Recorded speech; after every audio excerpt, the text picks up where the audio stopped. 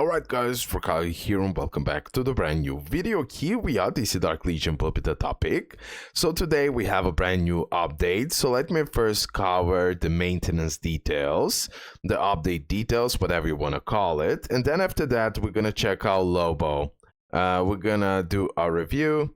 And as well, we're going to see his art on the banner and overall with the legacy piece and everything else. I'm expecting a lot. So, new content, Hypertime Tracker updates on some servers.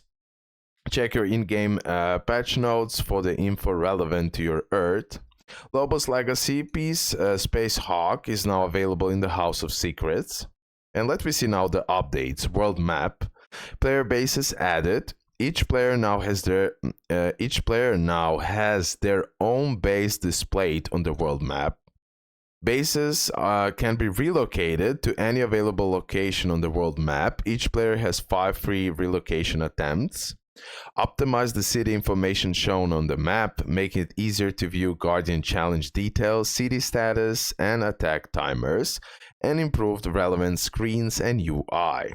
Improvements for the ultimate battle for Gotham, increase the number of Gotham processing and reduce their respawn time. Increase the energy gathering speed at Gotham processing. Improvements Guardian Challenge. During the registration stage, players can now view the leaks registered for the selected city. Adjusted league-based locations for 1-star and 2-star cities. Improvements the Monitor Memento Store. Added a weekly refresh countdown to the Memento Store. When viewing a Memento details in the store, players can now see a list of friends who have added it to their wish list. And let me see improvements. Guardian Challenge, Great Krypton Rush, Battle for Gotham, and Ultimate Battle for Gotham. After a battle takes place in a building, the battle honor earned by players is now displayed above that building. Improve the screens and information displays for login rewards, battle reports, and the Guardian Challenge registration stage. Updated the icons for custom mythic champion shards, random legendary champion shards, and random mythic champion shards. Added a second confirmation step when accepting a league invitation. Progress for certain league honor tasks can now be viewed. Improve the rules for assigning league train reserved seats. Now we have certain adjustments in the faction bonuses. Super interested to see that part. And also they are doing another skill adjustments towards Scarecrow. I really thought that he's performing perfectly fine. We're gonna see what they're gonna do here. Also Joker adjustments, and we have fixes. So let me go through this, and then we're gonna do Lobo review and first look. So, adjustments, faction bonuses. Justice League before deploying 3, 4, 5 Justice League champions increases their attack and HP by 10, 15, 20, and 10, 10, 10. Updated version. So again, deploying 3, 4, 5 Justice League champions increases their attack and HP by 10, 20, 30, and 10, 20, 30. So nice buff right here. Bat Family, previous version, deploying 3, 4, 5 Bat Family champions increases their crit rate by 15, 18, and 24. Now it increases their crit rate by 8, 16, and 24. So pretty much when you have like a full Bat Family team, you will get the same percentage of crit rate increase, but as well additionally you will have dodge increase by 8, 16, and 24. Arkham Most Wanted, previous version, deploying 3, 4, 5 Arkham Most Wanted champions increases their effect accuracy by 20, 25, and 30%, and HP by 10, 12, and 15.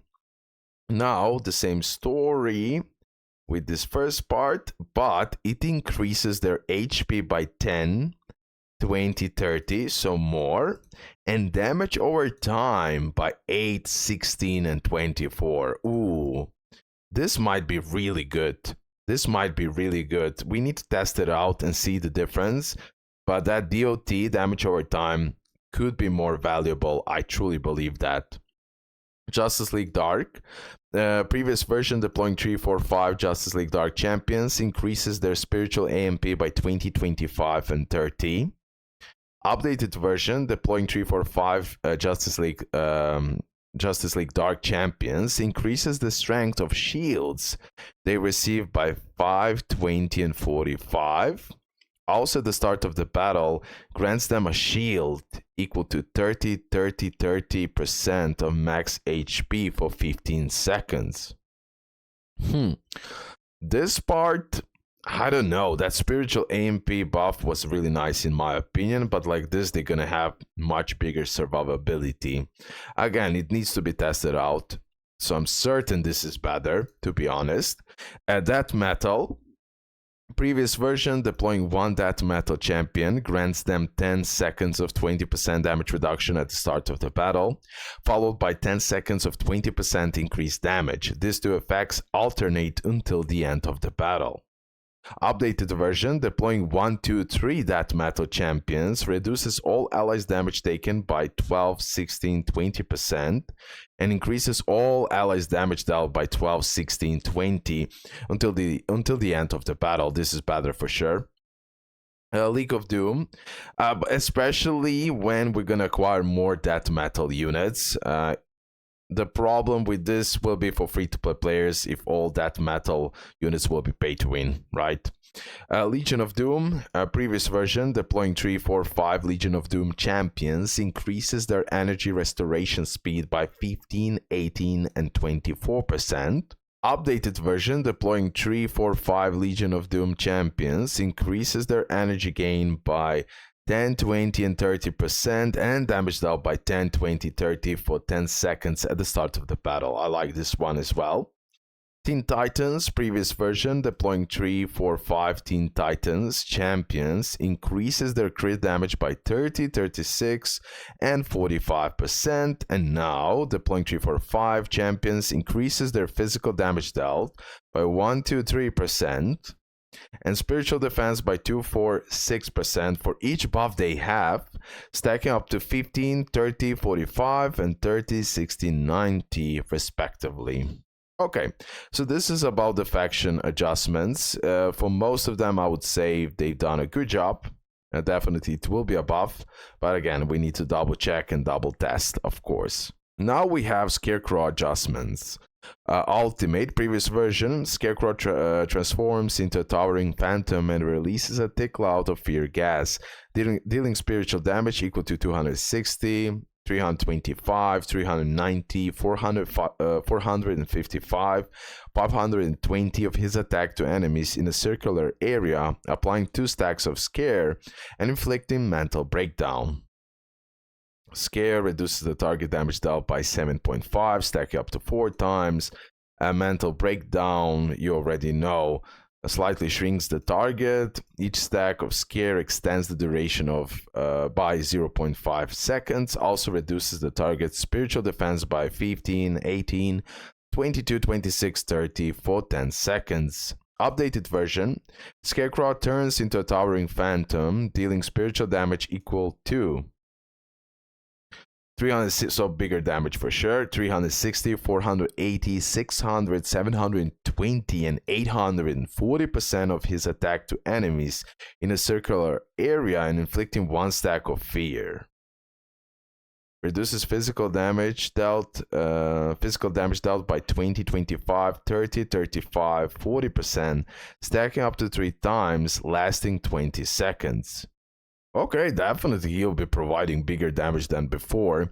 Skill, Terror Strike, previous version. Scarecrow swings his sight, dealing spiritual damage equal to 260, 310, 360, 410, 460 of his attack to enemies in front of him, and inflict 1 stack of Scare with 8, 12, 16, 20, 24 base percent chance to reduce their spiritual defense by 50% for 8 seconds.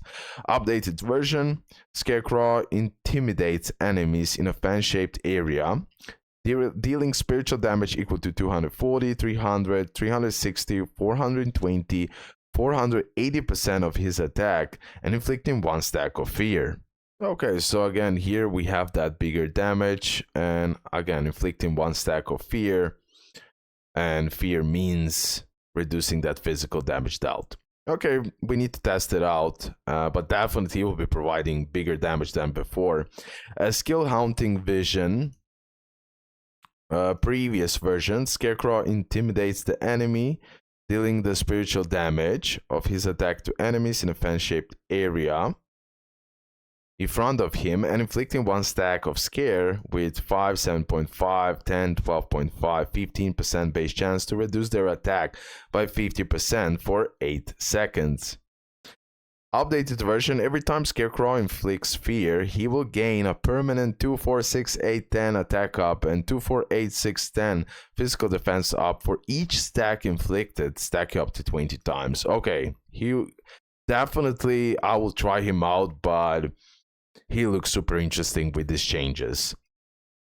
Okay, still, that's not it. Jesus. Skill Growing Terror. They're revamping Scarecrow. Every time Scarecrow casts his ultimate, he grows in size, getting that damage reduction. It can stack up to 3 times, then the shield. At the start of the battle, for each Arkham Most Wanted ally present, he will gain 1 stack of spiritual defense up. If there are at least 3 Arkham Most Wanted ally present, for the first 15 seconds of the battle, enemy autocast damage dealing ultimates with no targeting priority will target Scarecrow. And now here we have such a shorter text. After the start of the battle, every 5 seconds all Arkham Most Wanted allies gain physical defense equal to 12, 15, 18, 21, 24% of Scarecrow base physical defense, stacking up to 60, 75, 90, 105, and 120. Bruh, we need to test him out to know for sure how he's gonna work now. Legacy piece, universal skill, fear field. Previous, it increased the wearer's max HP and effect accuracy. And as well, the wearer attack and skill cast reduce enemy attack. Updated version, after casting a skill or the ultimate, the wearer gains permanent 4-8 15% attack up and 4-8 15% physical defense up, stack up to 5 times. Okay, and then we have exclusive skill, Harvest of Terror. Previous version, increasing that physical and spiritual resistance. When Scarecrow HP was below 50, he restored HP. And as well, during which damage taken is reduced, and it can trigger every 20 seconds. Now we have Scarecrow's physical resistance increases by 15, 30%, 45%, 65%. His ultimate has a fixed 40, 60, 75, 100% chance to inflict mental breakdown, incapacitating the target for 2 seconds. Interesting. Okay, for the Scarecrow, interesting changes. Again, the reactions are not so good here, but that's how it is these days with the game. Ultimate Joker Venom. Increase the base chance to inflict 10 stacks of Joker Venom from 50 to 60. What a Gas. Increase the base chance to inflict 2 stacks of Joker Venom from 50 to 60. Skill Big Laugh. Increase the base chance to inflict 1 stack of Joker Venom per attack from 50 to 60. And fix an issue where Joker Venom stacks could be inflicted incorrectly when spreading under certain circumstances. So definitely Joker will got a buff here for sure. Then we have fixes. Fixed an issue where tapping quick remove or auto bottom from the room status screen could cause abnormal champion stamina consumption or recovery. Fixed an issue where Talia al Ghul could use her ultimate without a target in auto mode. And fixed various text and display issues. So that's about this part. Now let's check out Lobo. Okay, here is the new Lobo. So we're gonna do now a quick review. We're gonna talk about him, of course, and as well we're gonna go on my early access server, which was my free-to-play account that I didn't play for a long time. We can check out the banner art at least additionally to this. Okay, so let me start. Lobo, he is a Suicide Squad and Weapon Master. And here you can see he's a firepower typing. Physical DPS, AoE attacker, and summoner. First of all, Lobo is looking absolutely insane. They've done a great job with the model. with his vehicle, with his dog, and weapon, and everything, bro. Now, let me just turn off the legacy piece. Oh, yeah. Legacy piece is like a whole costume, and I like this part. It is similar effect like Scarecrow. Sorry. Like Swamp Thing. Okay, Swamp Thing as well had insane legacy piece where you have a feeling you got him a costume. The same thing I'm feeling here for Lobo, or more precisely, I'm seeing it from Lobo here. So yeah, his legacy piece is looking absolutely fantastic. But even without legacy piece, Lobo model and motorbike and everything else, it looks absolutely fantastic. Okay, so skill 1, my dog. Lobo tosses dog forward, dealing physical damage equal to 1000% of Lobo's attack to an enemy. Then we have the second skill, which can buff and debuff. You got Fraggot. At the start of the battle, Lobo's attack is increased by 60%. His basic attacks reduce the target's healing received by 60% for 5 seconds. Then we have the ultimate AoE damage, Space Hawk Rampage. Lobo charges forward on his bike, dealing physical damage equal to 600% of his attack to enemies in a rectangular area. For the next 10 seconds, Lobo's basic attack are empowered, dealing physical damage equal to 720% of his attack to the target. Lobros, after Lobo casts his ultimate, he summons 2 space dolphins to join the fight every 2 seconds for 10 seconds. Oh, that's nice. So Dog is always with him, but he actually summons dolphins to join him the fight. By the way, he absolutely likes dolphins. Keep that in mind. Each dolphin's attack deal physical damage equal to 600% of Lobo's attack, counted as basic attacks. And then we have global skill, main wingman, increases all champions' attack by 5% and firepower champions' HP by 5%. Me personally, I will definitely summon for him because it's a Lobo. He will be in a good synergy with Weapon Masters and Suicide Squad. Even though Suicide Squad, we don't have like a meta team from there. So mainly we're going to be more focused on Weapon Master. But yeah, definitely he's a DPS character, physical DPS character, AoE attacker, and he summons dolphins in the fight. So I cannot wait to actually see his gameplay when he drops on my server. We have Space Hawk legacy piece, buffing that attack and crit damage. Too Mean to Die increases Lobo's basic attack damage by 15% when he takes lethal damage for the first time. While at least one ally is alive, his HP is set to 1, and he immediately restores 10% of his max HP.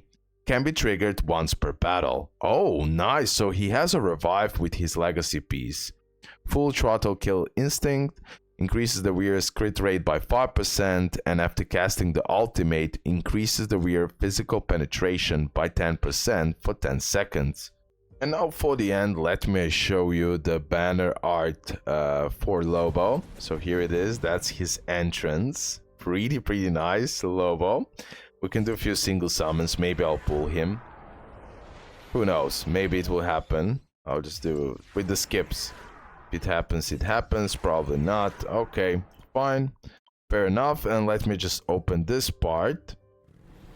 And that's his ultimate pretty much, okay? Nice.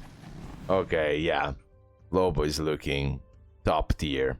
The only problem with him will be where to put him in team. Like, which team he will fit. That's the only question mark I currently have, but that's only for now. That's it, guys. Thanks for all support. Leave a like, subscribe. Love ya, and bye.